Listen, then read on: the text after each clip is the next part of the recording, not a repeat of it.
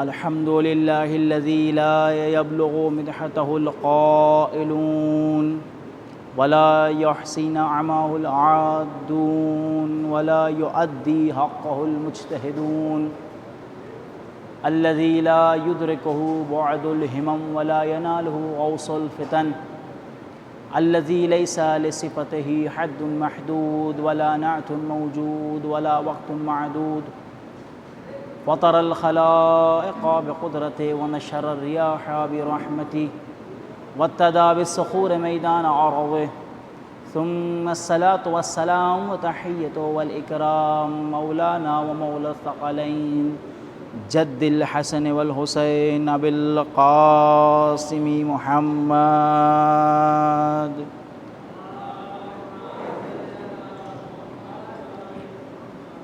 وعلى أهل بيته الطيبين الطاهرين المعصومين المظلومين ولعنة الله على أعدائهم أجمعين من يومنا هذا إلى قيام يوم الدين أما بعد فقد قال سبحانه وتعالى في القرآن المجيد وقوله الحق بسم الله الرحمن الرحيم يا أيها الذين آمنوا كتب عليكم الصيام كما كتب على الذين من قبلكم لعلكم تتقون صلوات علی محمد وآل محمد۔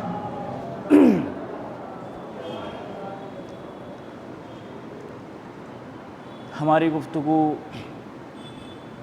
عظمت ماہ رمضان کے سلسلے میں اور روزے کی فضیلت، روزے کے فلسفے کے سلسلے میں تھی۔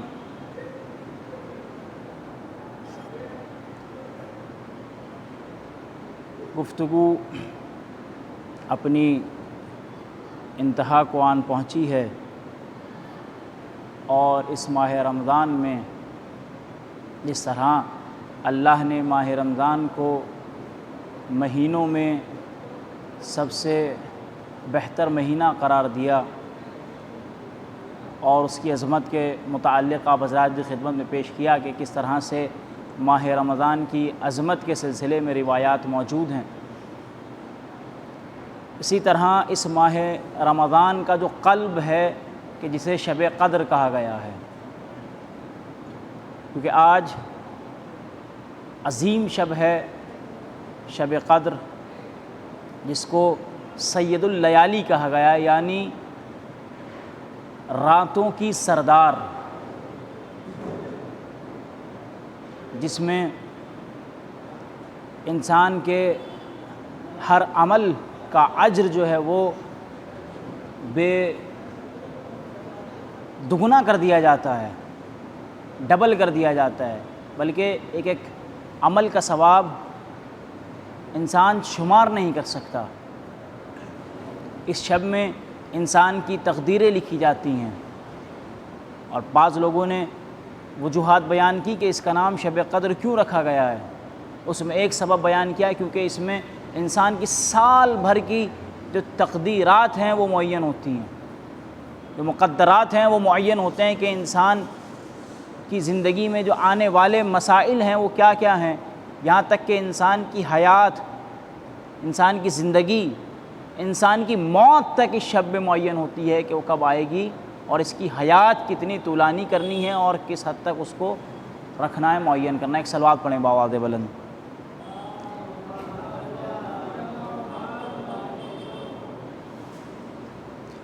اور خاص طور سے اس شب میں بیداری کے لیے خاص اہتمام کیا گیا ہے۔ ائمہ اہل بیت علیہم السلام، خود رسول کی سیرت یہ تھی کہ آپ خاص طور سے سب کو بیدار رکھتے تھے اس شب میں، اور اہتمام کرتے تھے کہ جو لوگ سو جاتے تھے تو رسول خاص طور سے ان کے اوپر پانی چھڑکا کرتے تھے اور ان کو بیدار کیا کرتے تھے۔ اور رسول اپنی زندگی میں آپ نے کوئی شب ایسی نہیں ہے کہ جس کو عبادتوں میں نہ گزرے، یہاں تک کہ اگر آپ بیمار بھی تھے تو آپ نے کہا کہ میرے بستر کو مسجد میں رکھ دیا جائے تاکہ اس شب کی برکتوں سے مستفید ہو سکیں۔ کم از کم انسان اس حالت بیماری میں، اس علالت کی حالت میں اگر عبادات نہیں کر پایا تو کم از کم ان افراد میں شامل ہو جائے کہ جس میں رحمتیں برس رہی ہیں، جن پر اپنی برکتیں نازل ہو رہی ہیں۔ تو خاص طور سے ائمہ اہل بیت علیہم السلام کی بہت سی روایات ہیں، یہاں تک کہ شہزادی کے لیے روایات ہیں کہ شہزادی خاص اہتمام کیا کرتی تھی بچوں کے لیے، امام حسن اور امام حسین کے لیے آپ کو جو ہے وہ دن میں سلا دیا جاتا تھا تاکہ یہ رات بیداری کے عالم میں گزاری جائے، اس رات کو جاگ کر گزارا جائے، اس رات میں زیادہ سے زیادہ اعمال کیے جائیں، کہیں ایسا نہ ہو انسان اس غفلت میں رہے۔ اور خاص طور سے تاکید ہوئی ہے اس رات میں جاگنے کی، بیدار ہونے کی، کہ انسان زیادہ سے زیادہ اہتمام کرے۔ اور آپ دیکھیں ہر وہ شخص جو اس رات کو بیدار رہا وہ بھی پچھتائے گا، اور وہ تو پچھتائے گا ہی کہ جو بیدار نہیں رہا، جس نے کوئی عمل انجام ہی نہیں دیا اس شب میں۔ آپ کہیں گے کہ وہ کیوں پچھتائے گا؟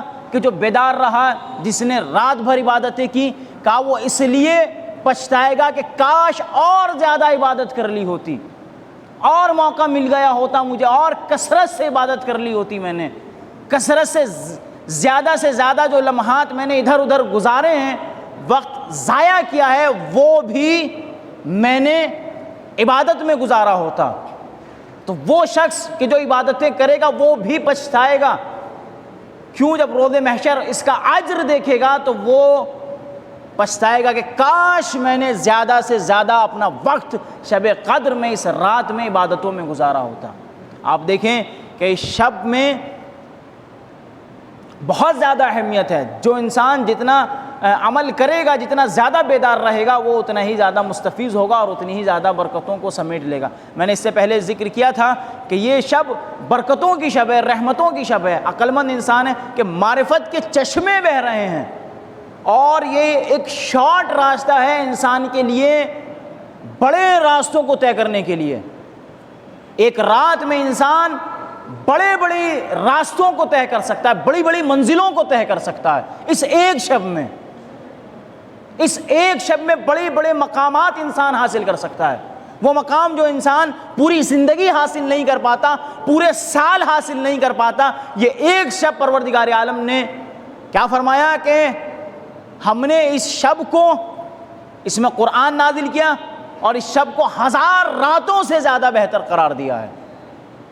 تو کیا ہے کہ جو انسان بیدار رہے گا وہ بھی پچھتائے گا، اور وہ تو غفلت میں ہے ہی ہے کہ جو اس میں بیدار نہ رہے، وہ تو نقصان ہوگا۔ اب آپ دیکھیں کہ زیادہ سے زیادہ کوشش کریں، امام بارگاہ میں آئیں، مسجدوں میں آئیں، شامل ہوں اعمال میں۔ اور ان اعمال میں آپ دیکھیں ایک عمل ہے خاص طور سے غسل۔ جو افراد جائیں گے ابھی گھر، خاص طور سے وہ آج کے اعمال میں شامل ہے، یہ مستحب غسل ہے، اور غروب آفتاب کے وقت سے جو ہے اس کی فضیلت کا وقت شروع ہو جاتا ہے۔ تو جو لوگ اعمال میں شامل ہوں وہ کوشش کریں کہ وہ غسل ضرور انجام دیں، اس کی بہت زیادہ عظمت ہے، بہت زیادہ فضیلت ہے، یہ آج کے اعمال میں شامل ہے۔ اور دوسرا عمل خاص طور سے وہ ہے صدقہ۔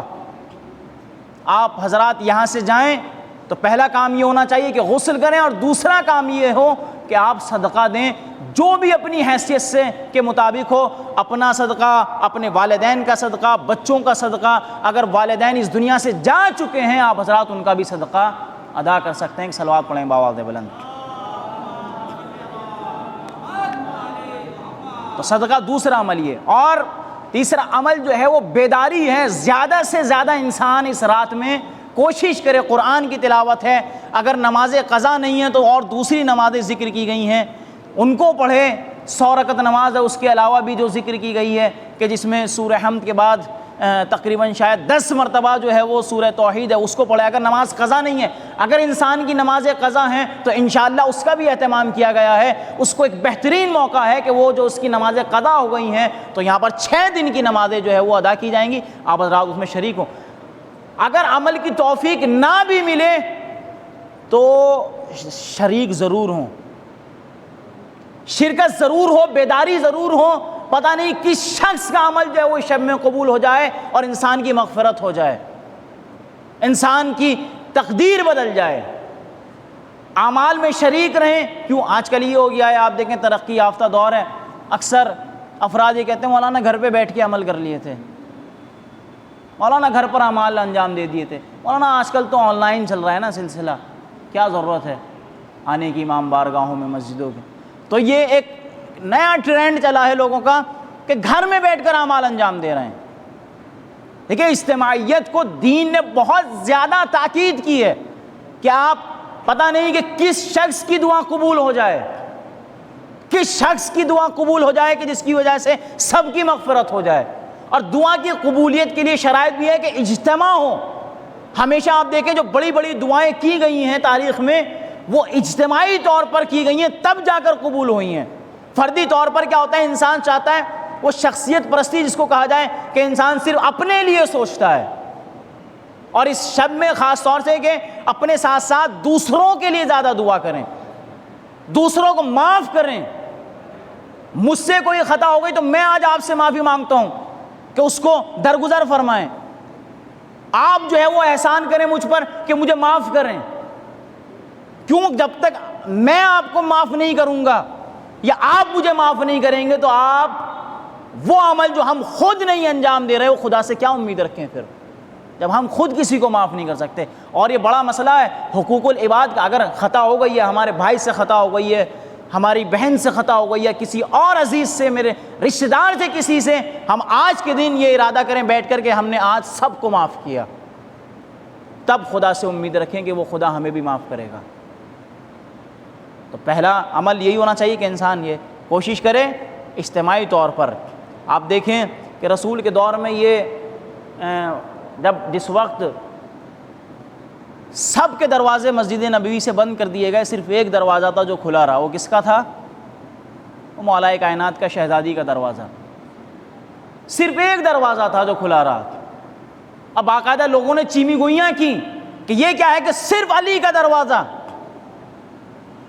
رسول نے کہا کہ یہ میں نے اپنی طرف سے نہیں کیا بلکہ یہ خدا کا حکم ہے، اس لیے اس دروازے کو۔ اب آپ کہیں گے میں روایت کیوں بیان کر رہا ہوں؟ جب یہ رسول نے تعویل پیش کر دی، تعویل نہیں حقیقت پیش کی رسول نے کہ یہ حکم خدا ہے، تو لوگوں نے کہا کہ یا رسول اللہ کم از کم ایک روزن، ایک روشن دان تو آپ کھول دیجئے۔ رسول نے کہا کیوں؟ کہنے لگے یا رسول اللہ تاکہ آپ کی زیارت کر سکیں بیٹھے بیٹھے گھر میں۔ سب کے دروازے بند ہو گئے، صرف ایک دروازہ تھا۔ کہا کیوں کھول دیں؟ کہا تاکہ گھر میں بیٹھ کے آپ کی زیارت کریں۔ ایک تو روشن دان، ہم آپ کو آتے جاتے دیکھیں، آپ کو عبادت کرتے دیکھیں۔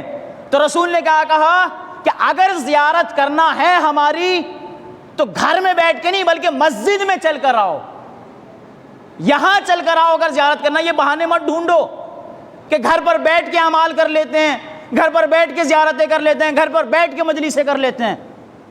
کہ اگر زیارت کرنا ہے تو چل کر آؤ۔ کیوں؟ اس لیے کہ آپ اب جب چل کر آئیں گے اعمال کے لیے اور مسجد میں وضو کر کے اگر آپ گھر سے چل کر آتے ہیں تو ایک ایک قدم کے اوپر آپ کو ثواب ملتا ہے، ایک ایک قدم کے اوپر انسان کو ثواب ملتا ہے۔ اور آج ہمارا یہاں بھی چل گیا کہ بیٹھ کے کر لیتے ہیں گھر میں عمل، بیٹھ کے انجام دے لیں گے گھر میں، لیٹ کے آرام۔ وہ ٹھیک ہے جن لوگوں کی مجبوری ہے، پریشانی ہے، جو کسی بیماری میں مبتلا ہیں، جو لوگ آ نہیں سکتے، ان کے لیے بھی میں کہتا ہوں اس شب میں تو خاص طور سے اگر حرکت نہیں کر سکتے تو یہاں موجود رہیں۔ یہ سنت ہے، رسول کی سیرت ہے اور ائمہ اہل بیت علیہ السلام کی سیرت ہے۔ تقاضا یہی ہے کہ وہ آئیں اور آ کر یہاں پر بیٹھے رہیں، کم از کم ذکر کو سنیں، شامل رہیں ان افراد میں کہ جن کے اوپر رحمتیں برکتیں نازل ہو رہی ہیں اس شب میں۔ ایک صلوات پڑھیں بآواز بلند۔